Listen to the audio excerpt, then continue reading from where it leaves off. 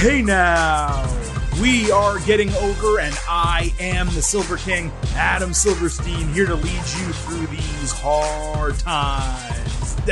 With episode 333, that is 33 threes for you, in terms of editions of this, your favorite professional wrestling podcast. That's right, Getting Over is back once again, and it is Thursday, so you know exactly what that means. We are here to break down everything that happened this week in the world of AEW and NXT. We're talking Dynamite, Rampage, and of course NXT 2.0. We're going to break down everything that happened across those shows and any swirling news around those brands as well. So be sure to stick with us today through all of that. We are wrapping up what has been one of the most successful weeks in Getting Over wrestling podcast history. Our WWE SummerSlam Instant Analysis is on the verge of becoming the #1 most downloaded episode in podcast history. And this past Tuesday's episode, the first WWE shows without Vince McMahon at the helm, Triple H taking over, making his imprint on Raw, is on pace to be one of our most listened to non-special event shows in podcast history, along with last week's similar show following the retirement of Vincent Kennedy McMahon. So I appreciate all of you for sticking with us, really grinding as we reach these milestone moments. It means a lot, and certainly we hope there are only great things still to come here from Getting Over. The way you can continue helping us achieve those milestones is by remembering that this podcast is all about Defy. So please head on over to Apple Podcasts and Spotify. Leave us a 5-star rating on Apple. Also leave a written review to tell everyone why you listen to the show and why they should subscribe. The reviews are super important. They convince people to download and listen to episodes, and they become longtime listeners. In fact, we have a latest 5-star review that came in. I'm going to read it on Tuesday's show.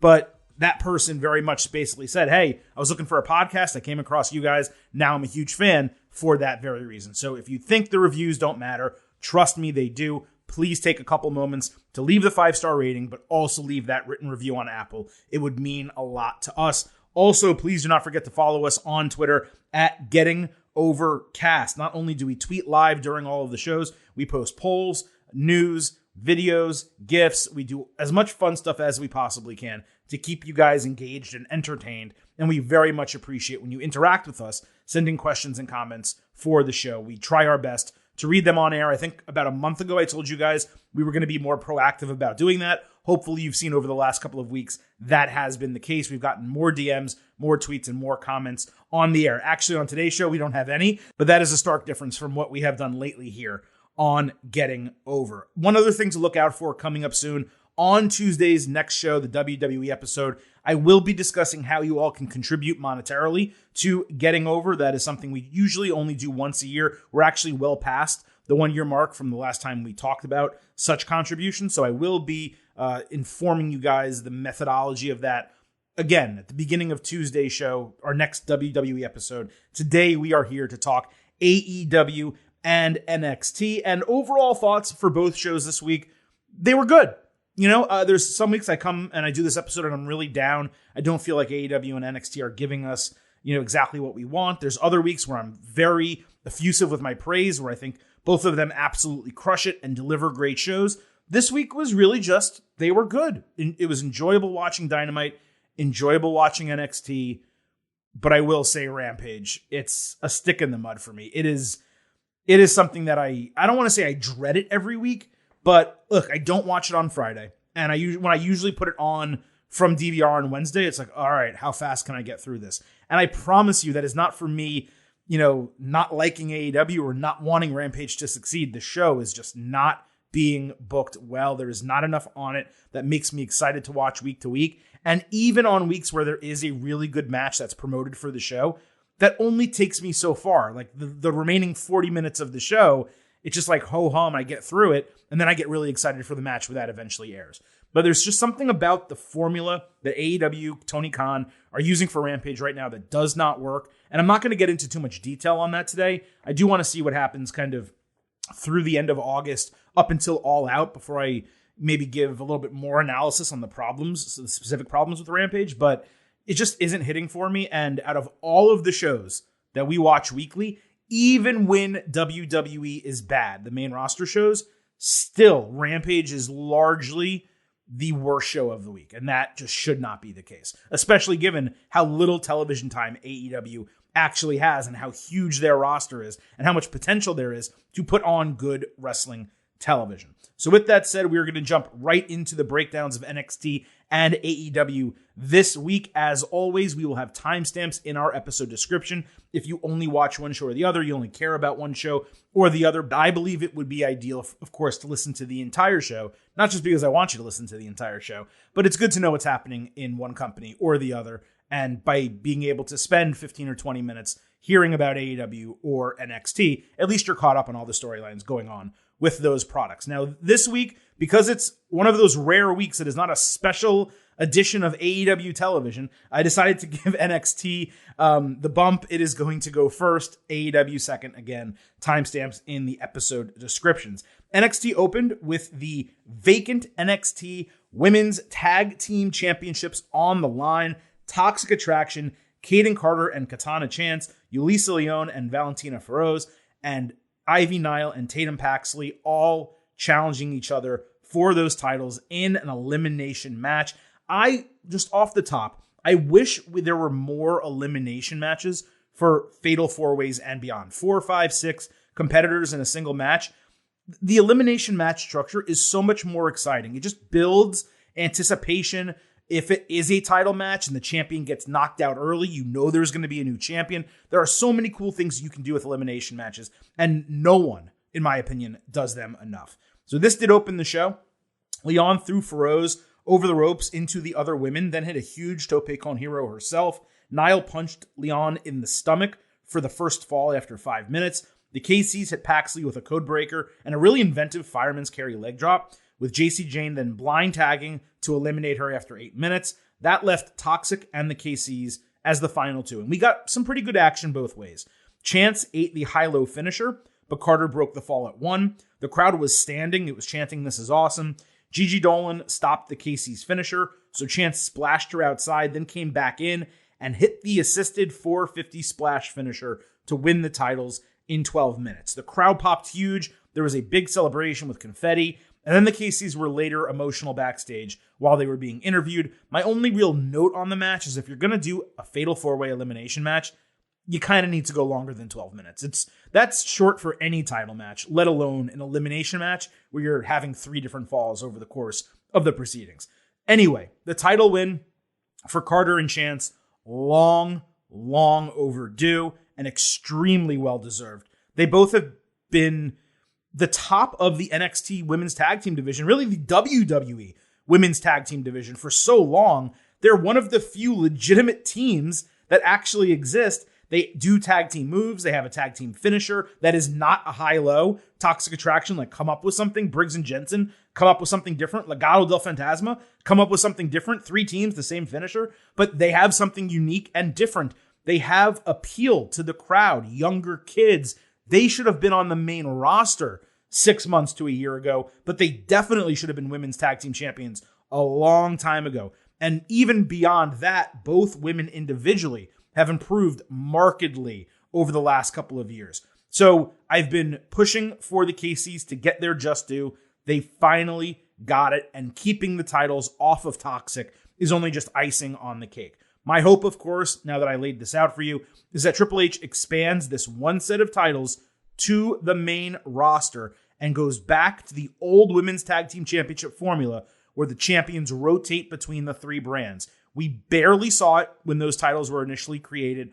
Eventually, they did make their way to NXT for a couple matches, and then NXT, they basically got called up to the main roster permanently, the Women's Tag Team titles, and NXT had to institute their own version of the belts.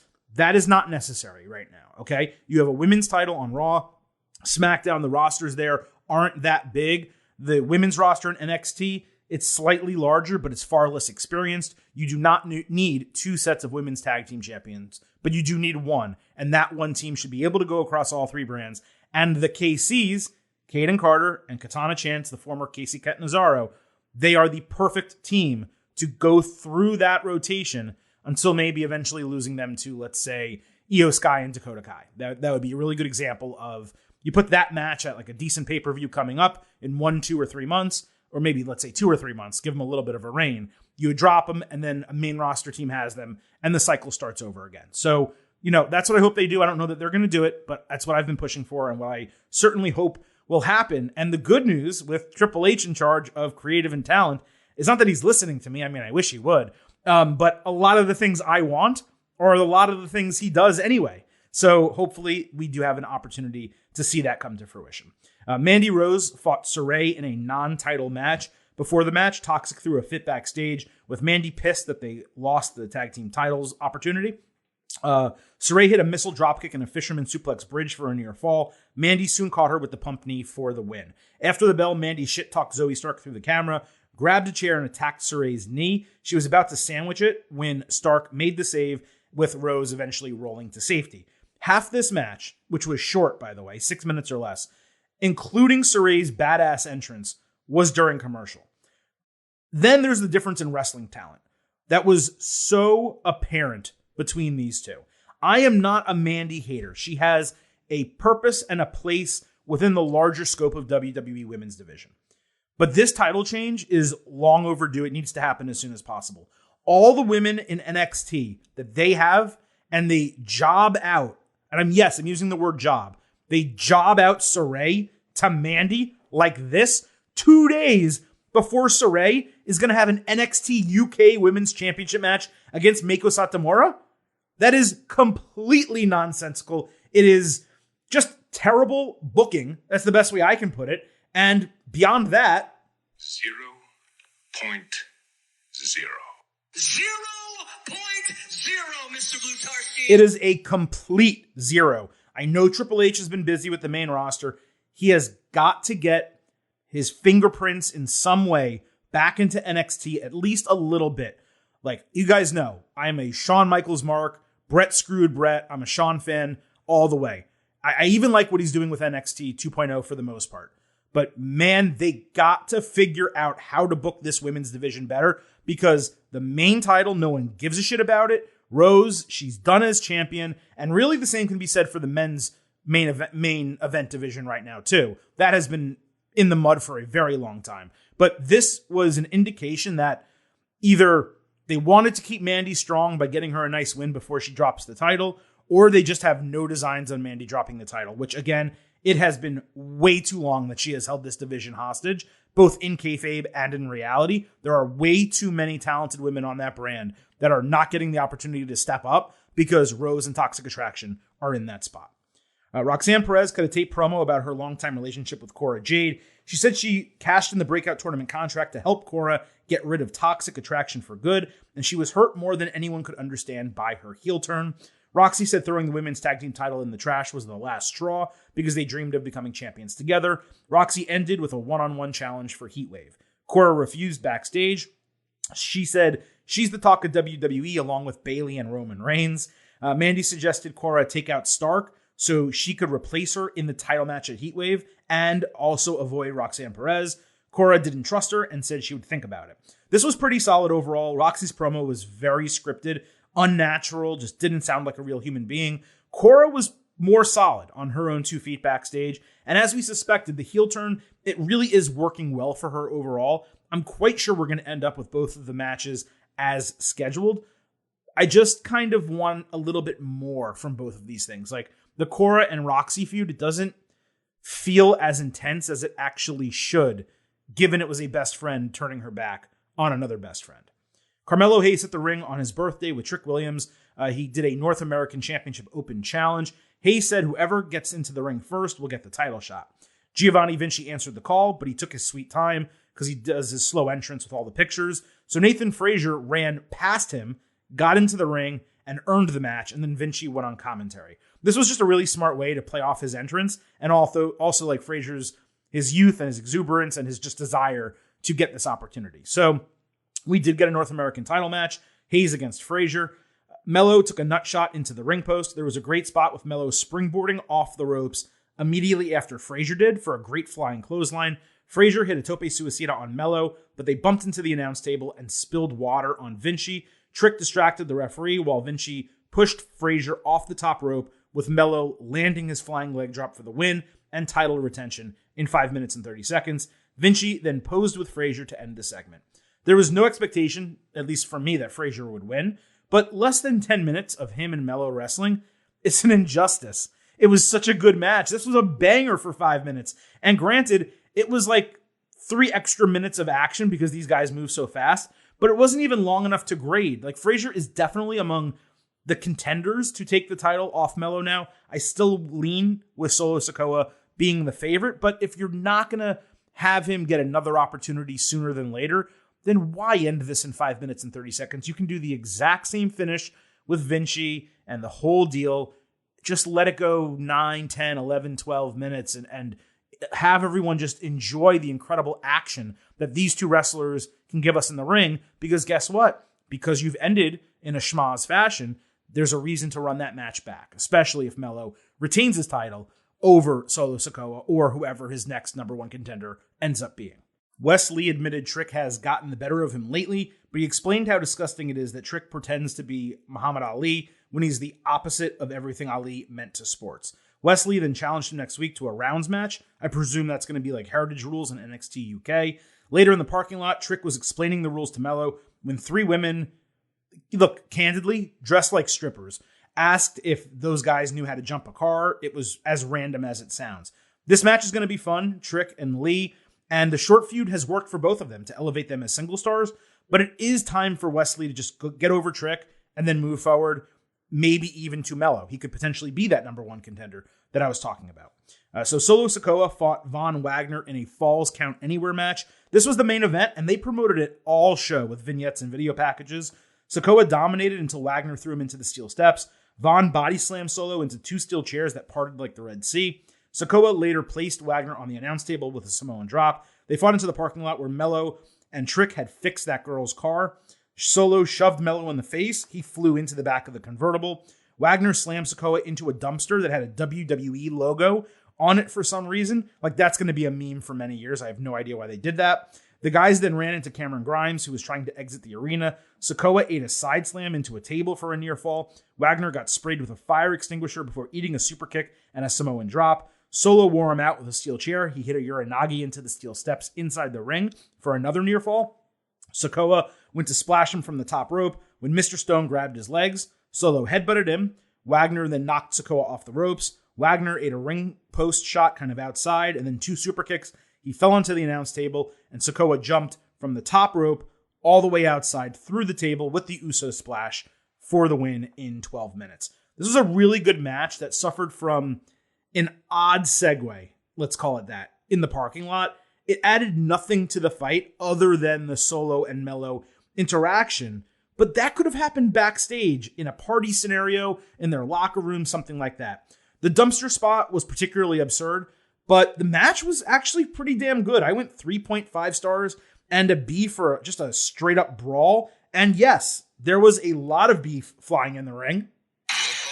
Reinforce the ring post. The beef's gonna be flying tonight, gentlemen. Because there were 2 big meaty men slapping meat this week on NXT. Big meaty man slapping meat. So in addition to 3.5 stars and B, I'm giving it 4 slabs of beef. Sikoa now does stand as the obvious top challenger for Melo, and he should probably win the title from him when all is said and done. Braun Breaker and JD McDonough had a face-to-face in the ring. Wade Barrett hosted the sit-down. Before Heatwave, JD said he saw fire and intensity in Braun that he wants to stomp out. Some fans chanted boring. No shit. He said he'd make Breaker scream in agony as he's announced as the new champion.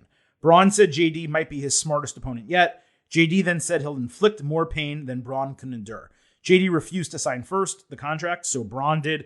Then JD said to show how serious he is about it, he would sign in blood. He pricked his finger, signed it, and then offered the same hand to shake, and Breaker refused. The JD McDonough gimmick is completely dead in the water. It's as boring as sin. The scripting is awful. And the conceptualization of the entire thing, it's just shit. He's flailing out there every single time he's on the mic. This is a textbook example of how not to introduce someone. What is impressive about Jordan Devlin? His in-ring work. Let him get in there and beat people. Why did this guy deserve a title shot in the first place? Because he lost the NXT UK title opportunity to Ilya Dragunov, and then he moved over, so that makes him the number one contender. This is a mess. It's not only terrible for Devlin, but also Breakker, who cannot get a decent title challenger to save his life. I have absolutely no idea what NXT is doing booking its main event storyline right now. Market zero. It is just like from Joe Gacy, which should never have happened in the first place, and then went on too long, to JD McDonough. It is just mind-numbing. You have all of this crazy talent on your roster. You have Carmelo Hayes, who never should have won back the North American Championship. You have Grayson Waller. If you want to go to a heel that is a top-tier contender, but is still a young guy on your current roster, you had two ready-made guys for it. It's SummerSlam weekend. They could have built up an entire NXT special around Breakker defending against one of those guys and maybe even losing the title. The Braun title reign is getting worse and worse week by week, and it is largely because of the challengers that he's fighting, but also because he's fighting people like this, he's not getting the opportunity to grow. He did have that chance against Ciampa and against Dolph Ziggler, but now it's just he's supposed to be the guy carrying the division, and I got to tell you, when he comes on screen, I roll my eyes. I don't want to see him. That should not be the case. We were so excited about Braun Breakker just a couple months ago. Now I'm looking to Carmelo Hayes, who I already was all about, and Grayson Waller, same thing, and Julius Creed, the Creed brothers in totality, etc. There's no one really cares about Braun Breakker anymore. That is completely the fault of creative. Period. Diamond Mine was training when Apollo Crews came in to offer them support. They said he could visit the dojo whenever he wanted. Then Damon Kemp entered to say Roderick Strong was running late, but they were all sure he would get there on time. Strong never showed up, and later in a tweet, he actually told Crews to stay out of their dojo. We did get a tag team championship match as scheduled.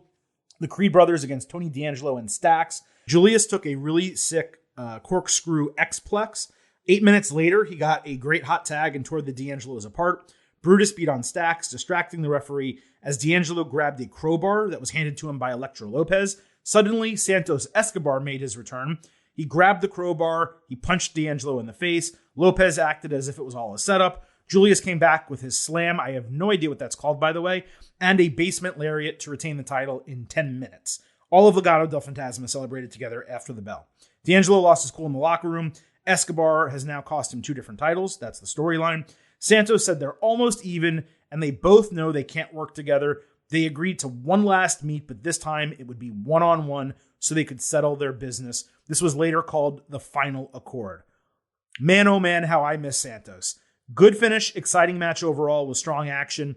Nothing overly special, but I went 3.25 stars and a B. It's time for something significant to happen with Legado. Hopefully this meet finally results in a loser leaves town match with Legado getting a call-up that, by the way, should have happened over a year ago. That would be the best case scenario. A totally fine scenario is Santos and Legado winning and just completely separating in kayfabe storyline from the D'Angelo family. The worst case scenario would be the D'Angelo family winning and all of them just remaining there. So we'll see what they end up doing. Alba Fire fought Lash Legend. Fire ate a big boot early. Legend grabbed her bat in a cheating attempt, but Fire came back with 2 super kicks and the Gory Bomb before hitting the Senton Bomb for the win in 6 minutes. Legend is definitely improving, so credit where it's due there, but her name is just so awful. Who wants to be called Lash Legend for their entire career? That's just not going to work. Alba winning was the obvious and necessary booking. Nothing wrong with this. I'd like to see her involved in something more substantial now that this is over. Axiom was backstage excited to be in NXT. Duke Hudson called him undersized and undeserving while putting himself over as having the prototypical size and look for WWE. He treated Axiom like a nerd, so Axiom smacked him across the face. They brawled backstage all the way out to the crowd. Hudson drove him into the ring apron and had a spinning sidewalk slam to stand tall. I thought that was the end of the segment. Then he told fans not to believe in heroes because they always let you down. Axiom grabbed the mic and challenged him. So we got Axiom and Hudson one-on-one. Axiom countered a Razor's Edge into a Hurricanrana that threw Hudson into the top turnbuckle. Then he climbed down Hudson's body and caught him in a pinning combination to get the win in 2 minutes. All in all, a decent segment.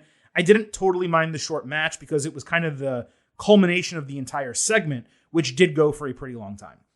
Tiffany Stratton got a vignette based on her gymnastics skills and how she's a born winner. I thought when I saw that they were going to maybe move away from the daddy's girl gimmick, but it was the same voice with Stratton reading a very shitty script and shit-talking Wendy Chu. They are taking a supreme talent who has an extremely bright future and stifling her with an awful gimmick. Hopefully it's temporary. We got to do something better with Tiffany Stratton. Nikita Lyons cut a promo back at Kiana James after that PowerPoint presentation last week. She basically said she's not shy about being herself. I mean, it was better than what Kiana did last week, but that's not really saying much. Nikita overdoes the whole punctuating your points with body language gestures type of thing. It's really distracting in her promos. I could not give a shit about this feud. She's obviously going to win. Again, when you talk about matches that like, hey, if it's only 4 or 5 minutes, I won't really care. If this match is 4 minutes, I'm not going to complain about it, I promise you. Josh Briggs and Brooks Jensen were interviewed backstage when the schism interrupted. Joe Gacy talked some shit and kept referencing Cameron Grimes, which led to a singles match. Literally, the only way to make Gacy and the Dyad less interesting to me is to put them in a feud with Briggs and Jensen. This was absolutely brutal. So Jensen fought Gacy. Jensen's ring gear for this match included the tightest jorts you have ever seen, a huge belt buckle, cowboy boots, and the most disgusting curly mohawk. Gacy did a handstand on the ropes for no reason whatsoever. The Dyad stalked Fallon Henley outside. That distracted Briggs. It led Pretty Deadly to run in for a distraction. Gacy then hit Jensen with the lariat to win in 3 minutes. How many people are going to get beat with lariats in NXT, by the way? The high-low and the lariat. It's like everyone uses them, and no one has finishers. Gacy then begged Grimes to let him fill the emptiness in his soul. A fan, as he finished his promo, yelled, "Gacy likes pineapple on pizza." It was probably the most entertaining part of the entire segment because it actually made me laugh out loud. Brutal may have been a kind word for this entire thing. This is all trash, and it's just not going to get over. I don't know what NXT is thinking here. It's got about as much chance of getting over as Orange Cassidy. That is one big pile of shit. So, I mean, as much as you guys know, I do appreciate what NXT is doing, and many of the segments from Tuesday night that I just went through, I was positive and I praised them. There are certain things that are happening with this product right now that are just unforgivable when it comes to wrestling television. And maybe none of them is more unforgivable than forcing the grizzled young veterans to shave their beard, change their names, and be the dyad. It's absolutely absurd. Plus, you have Gacy being the, grand value or market value version. I forget what it is. I don't really shop at Walmart. But that version, great value version of Bray Wyatt, it's not working. He's nowhere close to as charismatic, nor anywhere near as good in the ring. Just change this. Do something different, please. With NXT now in the books, let's move over to AEW. I thought there were 2 segments on Dynamite that were just fantastic and stood out far above the rest of the show. Those were the main event and the women's tag team match. The rest of it was perfectly fine, don't get me wrong, but it wasn't really much to write home about. Rampage, as I mentioned, it just wasted an hour of my life this week. So we're going to go break down both of these shows, and we do it by topic, so we may combine a little bit of Rampage and Dynamite together, but of course we are going to break down everything that happened this week in AEW. So on Rampage, Claudio Castagnoli got You Deserve It chance as Tony Schiavone declared him a world champion because of the Ring of Honor title. We've already discussed whether that's legitimate last week on the show, so I'm not going to repeat myself. He thanked the fans and said it was an honor before welcoming Wheeler Yuta, who was immediately interrupted by Chris Jericho. Yuta said he was so confident after beating Daniel Garcia, he could beat Jericho. It wound up with a Dynamite match with Jericho's interim AEW world title opportunity against Jon Moxley on the line in the match. The crowd was into Yuta, so the segment got over, but the creative here had to either be Jericho beating the pure champion or losing his title shot, neither of which is really a good option from a creative standpoint. So I was a little surprised they did this match. So on Dynamite, we got Jericho and Yuta. Jericho's title shot against Mox was on the line, as I said. Mox cut a promo earlier saying he didn't care who wins because he has no respect for anyone once the bell rings. He said the Blackpool Combat Club would make the Hart Dungeon look like a daycare. Typically great promo from Mox. Claudio came down before the bell of the match to even the sides, but the JAS guys immediately got ejected and Claudio left with them. So they really did the whole thing just for an entrance pop for Claudio. Yuta powered out of walls of Jericho and took advantage when Jericho got distracted arguing with the referee. He hit 3 tope suicidas, one of them was good, plus a flying crossbody for a near fall. Jericho did a double underhook backbreaker, but Yuta got knees up on the lion salt. Jericho caught him flying with a code breaker for a 2.8 and then traded the hammer elbows. But Yuta grabbed his broken nose and then locked him into a submission. Jericho grabbed his bat, but when the referee tossed it, he low-blowed Yuta with a kick to the nuts. Yuta ducked Judas Effect and got Jericho in a seatbelt, but he escaped and put Yuta in the Lion Tamer for the win. Jericho kept it locked on very long after the bell until Mox eventually made the save, and Jericho dipped out of the ring before he could touch him. Jericho grabbed the mic and promised Mox would get the Lionheart next week. This was maybe the best Jericho's looked in the ring in a good while. No surprise it came against Yuta. Extremely strong main event with, I thought, a perfect finish. Jericho beating the pure champion was ignored, which is to be expected because you don't want to point it out, but it was nevertheless an issue with the booking, as I noted previously. Other than that, this was a great way to build next week's main event, make Yuta look good against a legend. I went 3.5 stars and a B. On Dynamite, Undisputed Elite hit the ring for the second segment of the show. Adam Cole said it was great to be back in the ring with his friends, but he's not medically cleared. He put over their faction for their talent and said loyalty brought him to AEW with the Young Bucks and Red Dragon. Cole said he wants them to win the Trios tournament, but they can't participate if he's not cleared. And he said Kyle O'Reilly isn't cleared, and they won't choose Bobby Fish. So therefore, they shouldn't be in the tournament.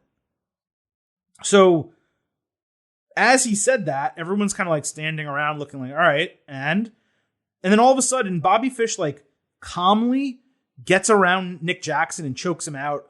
O'Reilly kicked Matt's knee, then Cole super kicked Matt. Matt's neck was about to be sandwiched in a chair when Hangman Adam Page ran in with a pipe and a tucked-in wife beater to make the save. And I point out the tucked-in wife beater because it looked extremely weird and it did not suit his body type, let's say. It looked odd. He held up Matt with a handshake, and then he left the ring by himself. The crowd popped really big for Page and for the save and for the whole type of segment. I can't really say the same myself. I did like that it was used as a method to get Hangman and the Bucks back together.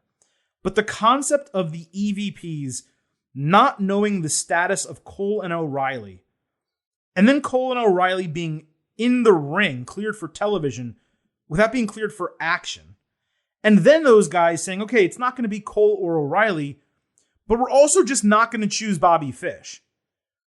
It was odd, the whole thing. The conceptualization of this to me didn't really make sense, and we still don't exactly know why Cole turned. Now, obviously, we can get that answer next week, and I'm sure we will. But you would hope in the moment, or because this happened in the second segment of the show, that by the end of the show, the Undisputed Era guys, the trio, are maybe walking back to the parking lot, and someone's running up to them. Hey, what was that all about? Why did you break away from the Elite? You know, Adam Cole, you guys don't deserve to know. Maybe we'll tell you next week on Dynamite. They used to do that all the time in AEW. I vividly remember like Kenny Omega and Don Callis running out of the parking lot and them being chased by Alex Marvez.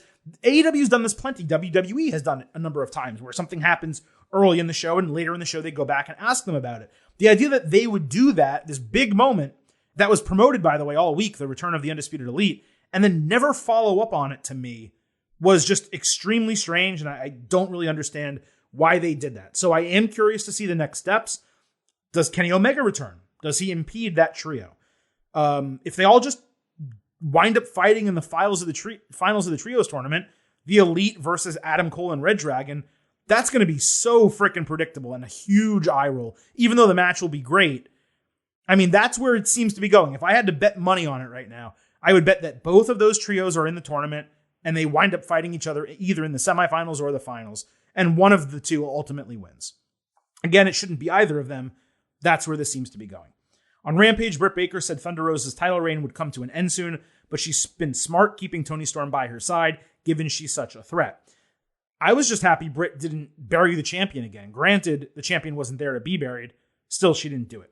On Dynamite, we had Thunderstorm against Baker and Jamie Hayter. The heels' gear looked just like Cody Rhodes' Homelander stuff. The blue, the red, the gold.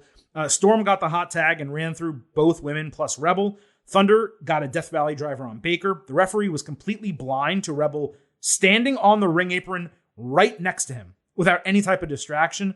Baker caught Storm for an avalanche air raid crash and a stomp, with Rosa flying in for a missile dropkick to the back of Hayter's head. Tagging completely stopped at this point. Baker countered Rosa into an air raid crash, but Storm caught her with a tornado DDT. Hayter then took out Storm with a Uranagi-style backbreaker. The faces hit German suplexes, and Storm delivered 4 consecutive hip attacks, only to accidentally nail Rosa when trying a 5th. Hayter took advantage of the confusion, catching Storm with a ripcord lariat for the win in 12 minutes. Great match here, and a big spot for Hayter to get over with the fall. It was definitely booked counter to expectation, but the entire setup with Storm accidentally hitting Rosa, that's going to create some tension in their friendship. I presume we're going to get Rosa Storm again at All Out with the title changing there. My only gripe was, again, they just completely stopped tagging over the final 5 minutes of the match, which is a symptom of all AEW tag team matches, but they were doing so well up until that point that it took away stuff from me in the finish. I didn't really know who the legal women were, but I still gave it 3.75 stars and a B+. This also started at 8:40 p.m. Eastern. It was so nice to get a big women's match in the first hour of the show. I think it was the second match on the card. It was so good to see that, have them at a different time. I thought, oh, maybe there's going to be a second match, women's match on the show. There wasn't, of course, because God forbid AEW put 2 women's matches on one show. But for what we got in this match, it was very good. I thought it was the best segment of hour 1 of Dynamite on Wednesday. On Dynamite, Excalibur said there was a wild scene, quote unquote, between Christian Cage and Jungle Boy earlier in the day. That wild scene was Christian doing a backstage interview when Jungle Boy, from like 100 yards away, maybe even more, sped into the arena in a car, got out, and was immediately swarmed by security and removed from the building. Christian wanted him arrested for doing what? I don't know. I just kind of shook my head at the whole thing. I don't even understand why security stopped Jungle Boy. He's allowed to be there. So what was the what was the issue? I don't get it. So he got Christian against Matt Hardy in a scheduled match. Matt was driven backwards into the steel steps. Christian drove his knee into his head. Christian hit a diving headbutt for a near fall. Hardy caught him with side effect for a near fall of his own. Then he hit another on the apron and grabbed a table. Christian sold 2 table shots, where his head didn't even come a foot from hitting the table itself. Hardy tried a running elbow off the apron. Christian moved, and Hardy crashed through the table. Christian then rolled him into the ring and hit the kill switch for the victory.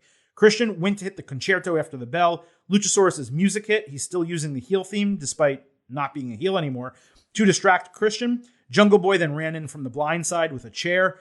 Christian avoided it. JB was wearing a shirt that literally read, "Christian is a pussy." They're going to wind up having an entertaining match at All Out. I have no doubt about that. But this feud is not hitting whatsoever for me. I thought it was a very high effort match. 2.75 stars, C+, maybe 3 stars, B-. Good effort from both those guys. It was only the 4th time they ever wrestled each other singles on TV or pay-per-view. Christian has won the last 2. Matt won the first 2. And the last time Matt beat Christian one-on-one was 19 years ago, back in 2003. I just thought that was a pretty cool stat.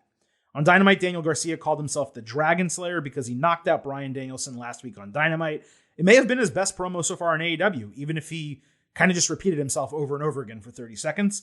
There was a smarmy video package on Dynamite about Sammy Guevara and Ty Conti getting married. Eddie Kingston interrupted it, saying, "This is a wrestling show. Let's cut out all the bullshit." He said he got a contract set for a match with Sammy at All Out, and it was sent over for him to sign.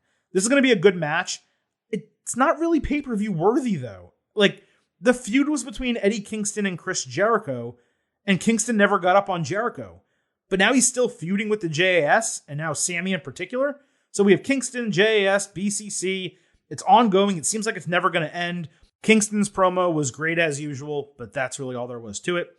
After a video package aired on Dynamite showing Powerhouse Hobbs' turn on Ricky Starks last week, Taz made some grand statement into the camera that he's not in the loop with Team Taz business, and therefore Team Taz is over, even though he wishes the best to all 3 guys. Well, one of them is his son, so I hope he's wishing the best to his son.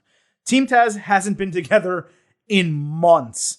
We've been talking about it on this show every week. When's the last time you saw Ricky Starks, Powerhouse Hobbs, and Hook all together, let alone with Taz alongside all 3 of those guys? And how could Taz not know what's happening with his son and 2 hand-picked guys? The whole concept of Taz making this declaration was absurd. The team's been over. So he could have just offhandedly said, yeah, Team Taz just kind of withered away and broke up a few weeks ago. And instead he made this grand proclamation. It was so odd. Hobbs fought Ren Jones, a jobber. He drove him into the corner at the bell and squashed his ass with a knee on the chest for the 1-2-3 in a minute. Starks ran down to attack immediately after the bell. The referee tried to pull him off, so he shoved the ref. That gave Hobbs an opening to hit a huge spine buster. I thought the post-match between Hobbs and Starks was perfect. Great execution, very entertaining. Everything that preceded it did not need. On Rampage, Best Friends fought Jay Lethal, Sanjay Dutt, and Satnam Singh. Dutt wore dress clothes and kept a pencil behind his ear. Orange Cassidy snapped it in half and knocked him out with an orange punch and got the win. Singh was lightly held on the apron. He never got in the match. He did a shoulder tackle and held Orange by the hair so lethal injection could be hit on him after the bell. Wardlow made the save and stared down all three guys. They just left. My only thoughts were, really? Satnam Singh is scared of Wardlow? And is this really the best we can do with Wardlow? So move over to Dynamite. We had Orange against Lethal in a singles match. This started with 5 minutes of comedy and a commercial with Cassidy selling a knee that got slammed into the steel steps. Orange ate an avalanche dragon screw, but got an easy rope break on a figure 4 leg lock. Orange countered into a cool Stundog Millionaire before hitting a flying DDT and Tornado DDT for a near fall. His knee gave out on an Orange punch, but he hit Beach Break before failing on 2 more Orange punches. He keeps trying it even though he knows his knee won't hold up. He eventually ate Lethal Injection for the clean loss. Sanjay immediately shit-talked Orange and mentioned Wardlow. Lethal threatened to break Orange's leg in the figure 4 if Wardlow didn't come out. Best Friends ran down for the save, but that wasn't good enough, I guess, so Wardlow came out anyway and put his title down in the ring. Sanjay challenged for Battle of the Belts 3 on behalf of Lethal. Wardlow accepted. So apparently you can lose a Ring of Honor television title match, which you would think ranks well below the TNT title, but you can lose that and then just get a TNT title match just like that. Obviously, Wardlow's going to win. As far as this match, after the early bullshit, it was actually pretty good. They gave Orange an injury excuse, sure, but I don't know why you don't have Lethal beat Chuck or Trent instead of making Orange take the loss. It didn't really make any sense, but I did give it 3.25 stars and a B. Miro cut another taped promo at House of Black on Dynamite, same as all the rest of them. It's monotonous, it's repetitive. Where's Miro? When am I going to see him on TV? While tattooing his own hand, Darby Allin said he's the reason Brody King is in AEW because he talked to Tony Khan and got him a job. Then he showed the tattoo, which read, "The coffin drops on Brody King." If this is a real tattoo, and he did it in the palm of his hand for a mid-card wrestling feud without a title, completely not special at all, holy shit. I will say this was way better than those stupid vignettes with cars that were on fire in a random field.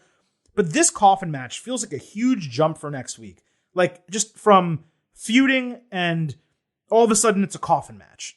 I mean, the guy beat him in what? It was a battle royal, that Rampage Royal, whatever they called it, Royal Rampage. And now it has to immediately go to a coffin match.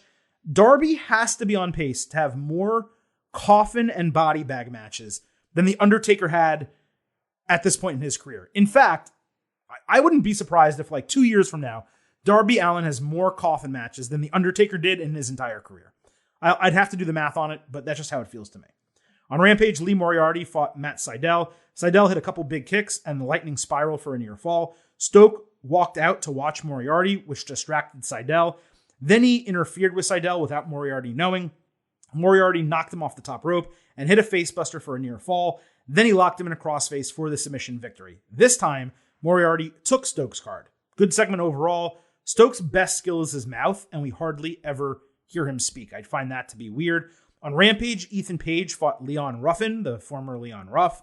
This was a match built off of Dark. Page won in a squash with Ego's Edge, as Stokely Hathaway and Leela Gray watched backstage. Dan Lambert was nowhere to be found. His absence wasn't mentioned. This should have been on Dark. I know they were building for something on Dynamite, but man, it just was a waste of time. AEW only has 3 hours of TV. I don't know why this shit is featured. In Dynamite, Page was back in the ring with a mic screaming as usual and asking, why? Why am I not on TV more? Why am I not being featured by AEW?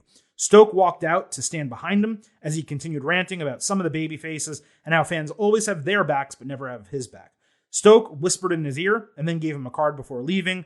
Paige ended up meeting him on the ramp, and they walked up the ramp together. Definitely a fan of Stoke growing a faction, don't get me wrong. But is he separated from Jade Cargill and the Baddies? Because that's now like 3 or 4 straight shows that they haven't been together. And Layla Gray's been by his side, but she's the one that Jade didn't want in the Baddies. So unless I'm missing something, it kind of feels like they've just ended that and given Stoke something new, but explained neither of them. Paige is a really damn good promo. The screaming aspect of it is just completely unnecessary. He needs to tone it down like 25%. And again, it just continues to be odd that Men of the Year existed. Now it's over. Lambert was his mouthpiece and their mouthpiece. Now he's gone and there's no explanation. Don't get me wrong. I'm glad Lambert is off my television. I was done with American Top Team like 6 months before it actually ended, maybe even longer.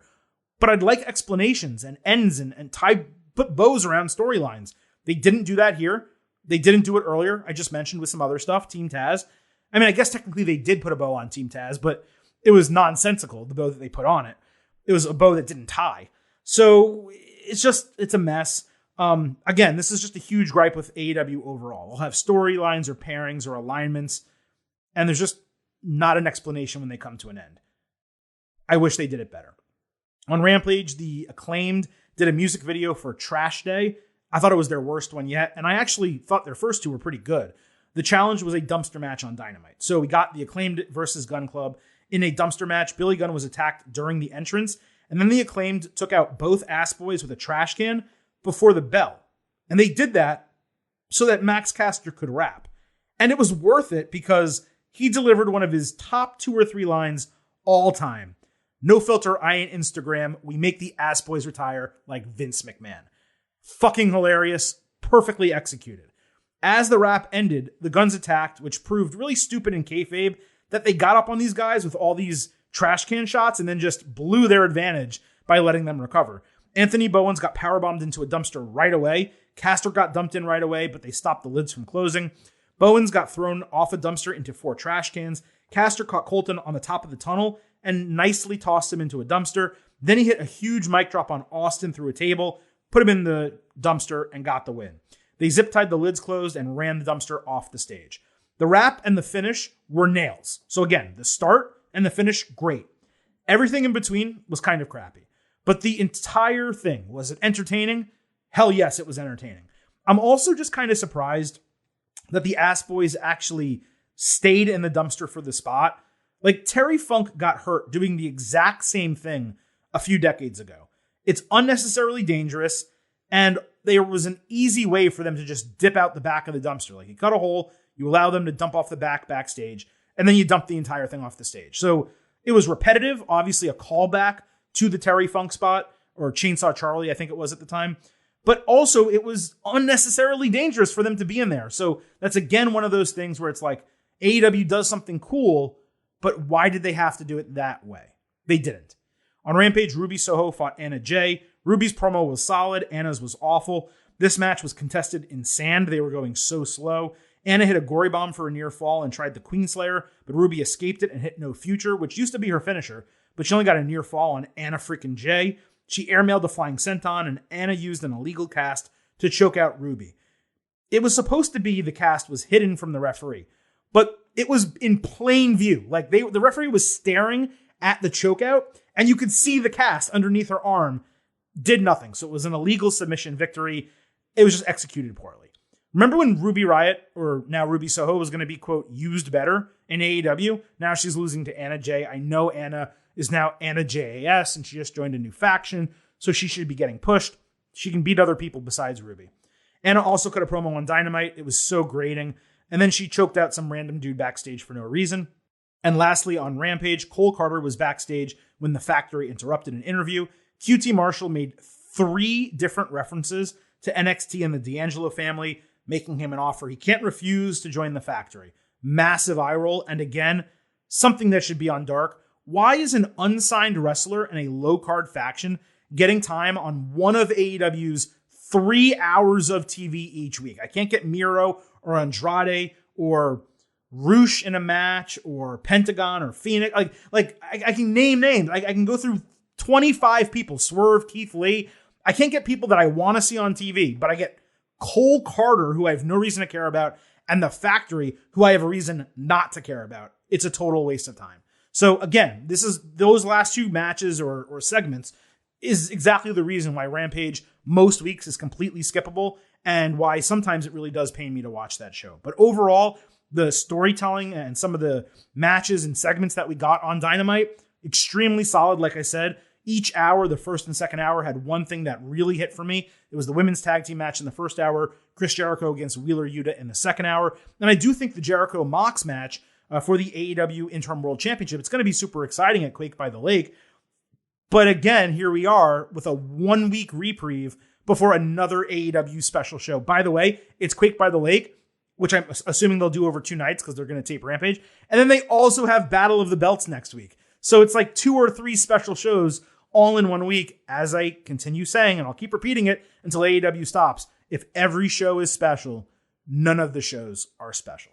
So that is your AEW recap for the week, and that is how we will wrap up this edition of the Getting Over Wrestling podcast, as we covered everything that went down across NXT and AEW. As I said, we will be back on Tuesday with our next WWE show. I am so excited to see what's going to happen on this first full SmackDown under Triple H leading creative, and seeing if it's going to be similar to what we got Monday night on Raw, a very highly and heavily praised edition of Raw. Is SmackDown going to be similar? What's that second Raw going to be like? Is it going to be very wrestling heavy again?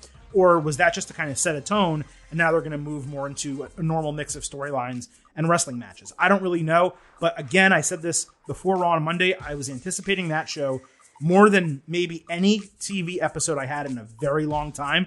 I don't feel this exact same way for SmackDown. I am still excited for SmackDown, but I'm just really keen on what WWE has done thus far with Triple H as head of creative, and I am very excited to be able to discuss it on this upcoming Tuesday episode. So do not miss that. Of course, same bat time, same bat channel. We will be back 1 week from now with our next NXT AEW edition of the Getting Over Wrestling podcast. Before we get out of here, one more time, allow me to remind you that this show.